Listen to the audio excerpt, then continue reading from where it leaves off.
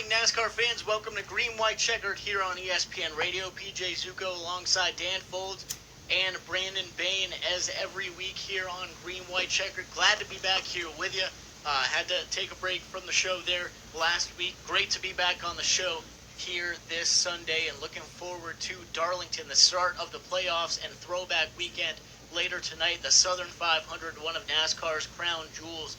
But guys, the finale of the regular season last week, and William Byron goes out, gets his first win of his career, punches his ticket to the NASCAR playoffs along with Matt DiBenedetto. Sadly, Jimmy Johnson crashes out in another instance in a late race situation where got caught up in someone else's business, but at the end of the day, that's been happening all year, and his bad luck has resumed. Jimmy Johnson misses the playoffs once again, but William Byron, his teammate, grabs the win and punches his ticket to this year's playoffs. Yeah, it's a real hard pill to swallow there, PJ.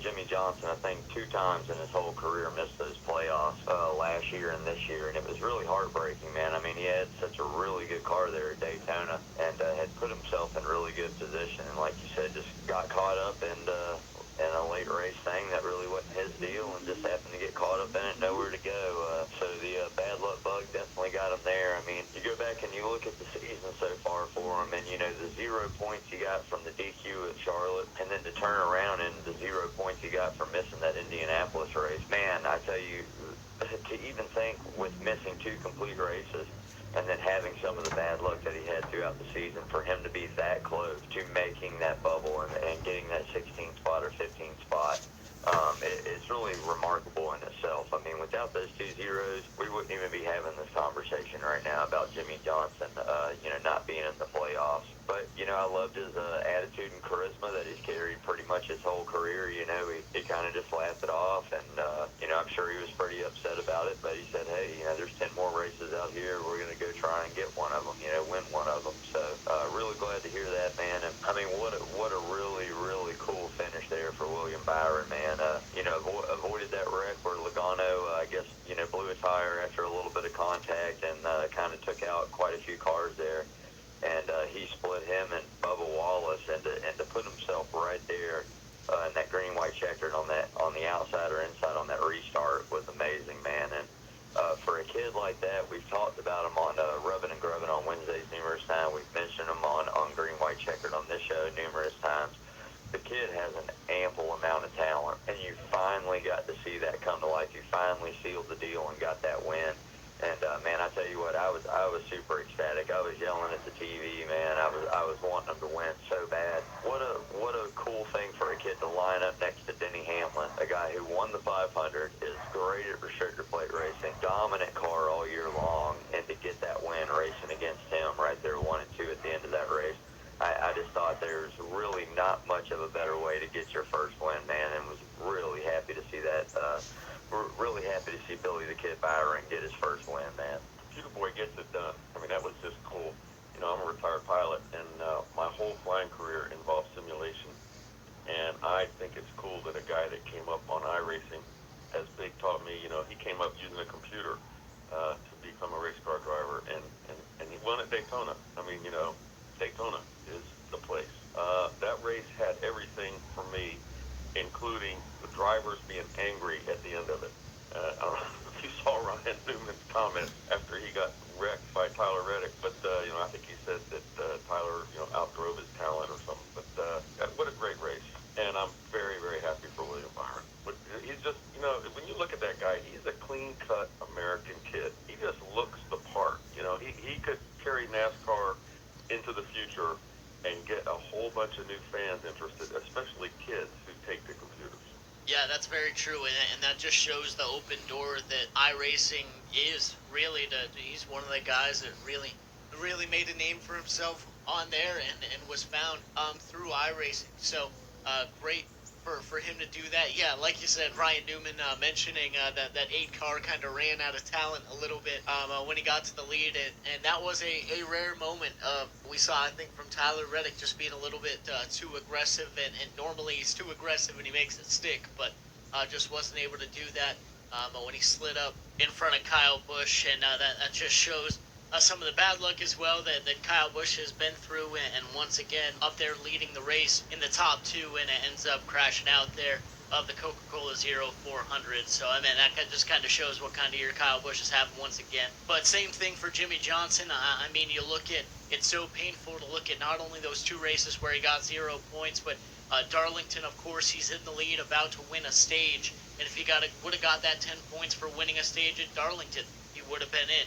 Only lost by 6 points. If he could have just found 6 points somewhere else, and there are several instances where he got caught up in someone else's wreck once again there at Daytona. So nothing new for Jimmy Johnson here in 2020 either.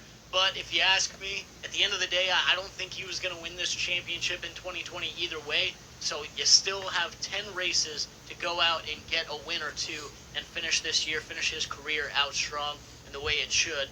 And I think he'll be aggressive. He'll go out and try and do that here in these last 10 races. But guys, I want to talk about William Byron making that move as well. I mean, we talked about Ryan Blaney earlier in the year. Sometimes you got to stick your nose in there and kind of say, to hell with it. I'm going for this win. I don't care what happens. That's what William Byron did. He stuck it 4 wide into turn 1, got on the side of Joey Logano and Bubba Wallace a little bit, but he stuck his nose in a place I didn't think he was going to be able to make it through. He made it through, and hey, that ended up being the race-winning pass. So sometimes you just got to say, heck with it, I'm going for this. Yeah, I tell you, PJ, that was an awesome move, man. I mean, just a lot of that racing there in those closing laps was amazing. I mean, as we mentioned earlier, the Tyler Reddick thing and people being upset with him, I do want to give a shout-out to him and say, as young as he is, the first thing that he came on and gave in that interview was said, I'm sorry, it's my fault. Yeah. He clearly knew that he had done some wrong there, but, we talked about it on Rubbing and Grubbing there again. You're at Daytona. This is the cutoff race for the playoffs. It's a restrictor plate race. We all know anything can happen. Anybody can win those races.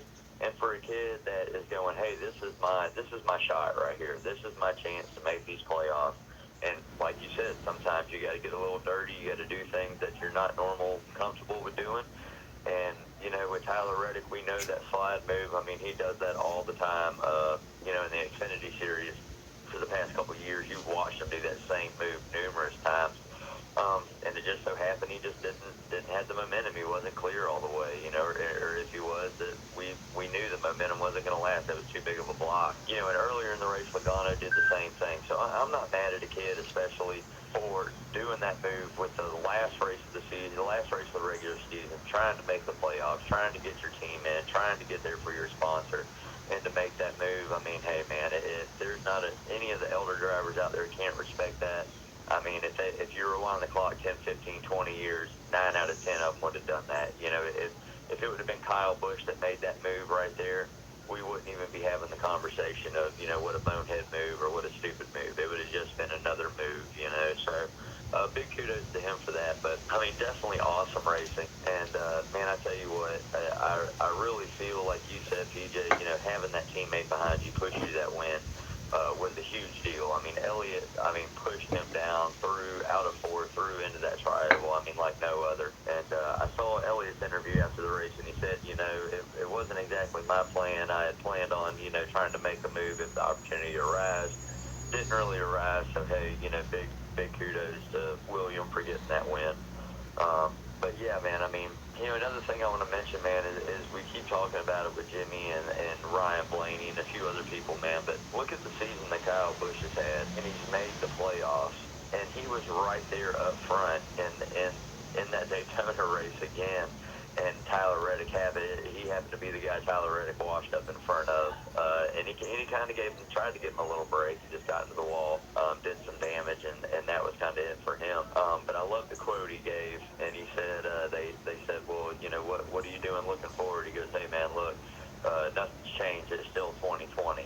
That's the quote he's been using, just not being able to finish these races, get these wins, which is very uncommon for Kyle Busch. But, yeah, man, absolutely loved it. Thought it was really good racing out there, man. And, to mention, I'm really excited to see what this Saturday night Bristol race is going to be as another cutoff race for the playoffs, man. Because there again, going back to a place where gladiators battle it out, man, and nobody cuts anybody slack there very often either. So it'll be really interesting, PJ. Yeah, so I've often wondered at how things work at the end of a race, and they always go and they interview these guys like right out of the car or right out of the infield hospital, and frequently, I mean, you can think about it, you're going to have some adrenaline on board, right?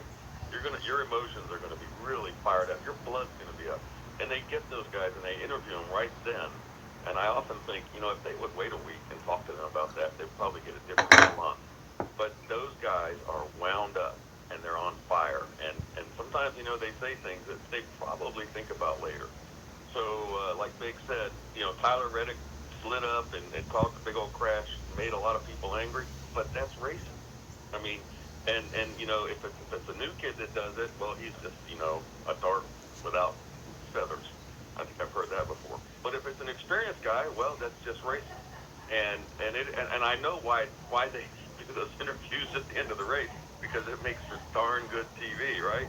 It's drama, and people are wound up, and you want to capture that right then in the heat of the moment. That's why they do it. Yeah, exactly. No, you're right about that. There's many a time that I've thought the same thing. Not only I've thought that just generally about sports, but then I mean NASCAR as well. I mean they're going to be hot-headed the most in NASCAR, figuratively and literally, when they get out of that vehicle. So a lot of times I'm like, man, I wish they'd give them a little bit more time to process what just happened. And then, at the end of the day, my kind of media hat kicks on, and I'm like, well, it's ratings. I mean, it's exactly what they want. Catch those eyeballs. Yeah, exactly. So that's what gets the ratings. That's what gets the media up and whatnot. So hey, at the end of the day, I guess that's what it's all about. But we'll come back and we'll talk more about these playoffs, this first round. And what we think we're going to look to see a very exciting first round with some great tracks coming up. And, of course, Darlington coming up later tonight with the Throwback Weekend. We'll talk about all that here on Green, White, Checkered on ESPN Radio. I'm PJ Zucco. It's Green, White, and Checkered on ESPN Radio. And welcome back to Green, White, Checkered here on ESPN Radio. PJ Zucco, Brandon Bain, Dan Foulds here with you this morning, getting set for the Southern 500 tonight. And remember, every Wednesday night at 6 o'clock at Coach's Corner, be sure to go check out Rubbin' and Grubbin' with Brandon Bain and Dan Foulds. Cold beer, great food, and a whole lot of fun there at Coach's Corner. And you'll enjoy some great NASCAR talk and be able to hang out with the guys. If you can't get there, be sure to check it out on Coach's Corner's Facebook page or ESPN Radio's Savannah Facebook Live there on Wednesdays at 6. But guys, this kicks off, I think, one of the best rounds in the NASCAR playoffs as NASCAR changed around the schedule a little bit. We have Darlington tonight, Richmond next week, and the Bristol night race to finish off the first round, a cutoff race there. So much history at these racetracks. Old school Southern short track racing for the next 3 weeks. Man, it can't get any better than that. This is one of my favorite rounds. Yeah, look at it like this. How much history, man, has happened at these racetracks coming up. I mean, Darlington tonight, I mean, this is one of the most historic races in NASCAR, one of the original 500-mile races. I mean, you look at it, not only the history, now here we are, the first round of the playoff, first race in the playoffs. Guys want to come out and get a really good finish. Earlier in the season, you had the two guys that, the big two, because there's not really a big three this season, if you want to call it that way. But, Hamlin and Harvick, swapping wins at this race earlier in the year. And, we talked about it on Wednesday. I had to take Chase Elliott this week, man. We'll get into that a little later. But, awesome historic racetrack. Turn around from here, you go to a Richmond Saturday night race. There again, another short track. It sets up for excitement, and then to round out the first round of the playoffs, you go into Bristol, into Thunder Valley on Saturday night. How much history have we seen NASCAR be there, between Earnhardt, between Wallace and Gordon or Stewart, or, these big historic names that have been in the sport and raced at that race. So definitely looking forward to some excitement there. And I think tonight you're really going to see a little bit of a different race than what we saw earlier. I mean, this is a 500-mile race right here. This is a little bit longer. It's not going to be a short run. We're going to have a little bit more pit strategy in play, a little bit more time for some drama, as we just talked about, to develop and happen. and I'm really looking forward to a really, really good race, man. And what cooler than that is the throwback weekend, PJ and Dan. I mean, guys, the paint schemes they're putting on these cars to commemorate, some of the greatest drivers of NASCAR ever. I just absolutely love, and I think it's great. I think every Hendrick car is throwing it back to Johnson, minus Jimmy Johnson. He's throwing it back to Petty and Earnhardt, which I don't know if any of our listeners have a chance to check any of these cars out, but you guys can go on NASCAR.com and check that out. I mean, some of them are absolutely cool, and I'd have to say I think that my favorite right now is going to be Chase Elliott's back to Johnson. It's just a really cool looking car, man, with that number 9 on it. So just really excited to see what we get rolling over here at Darlington, man, this evening. So it's gonna be a good race for sure. As I'm sitting here, PJ, I'm just thinking what a difference a year made. So let's go back to September 1st last year. Eric Jones won the Darlington race. Kyle Larson was in second, and Kyle Busch was in third. That's last year. This year, Eric Jones needs a job. Larson is out of NASCAR. And Kyle Busch can't win anything. Right? For real. I mean, what a difference. Last year, if you'd have said coronavirus, people would have said, what? Man, just crazy. And so here we are back at Darlington, and I love this track. Okay, you guys remember that after the break, Darlington was where they went back and started. Yeah. And you remember that creepy face mask that Denny had. Oh, that's true. Smiling. I mean, that gave me the heebie-jeebies just seeing that face mask. Right. So here we are. We start the playoffs, and right now, from what I've got in the playoff rankings, Harvick, Hamlin, Brad Keselowski, Joey Logano, and Chase Elliott. So it'll be interesting to see how that gets shuffled around today. So I think I've mentioned this before, but I absolutely love Darlington because I got to sit there with a Bell 230 helicopter and cover that racetrack. And I managed to finagle my RV to the infield hospital parking area and got to stay there the whole weekend. And don't you know that I was one happy helicopter pilot when I got off duty after my 12-hour shift, which I made it schedule work for me. And I got to go stand up on top of my camper and watch that race in front of my own eyeballs. Man, was that a lot of fun. That's getting to be a long time ago now. I was there the day that they had the ceremony for putting the lights up so that they could start racing at night. And I stood about 5 feet away from Jeff Gordon, which was kind of cool. And I saw the cars from the 80s, and it was amazing because these cars had velour back seats in them. These were stock cars with roll cars in them. I mean, it was just crazy.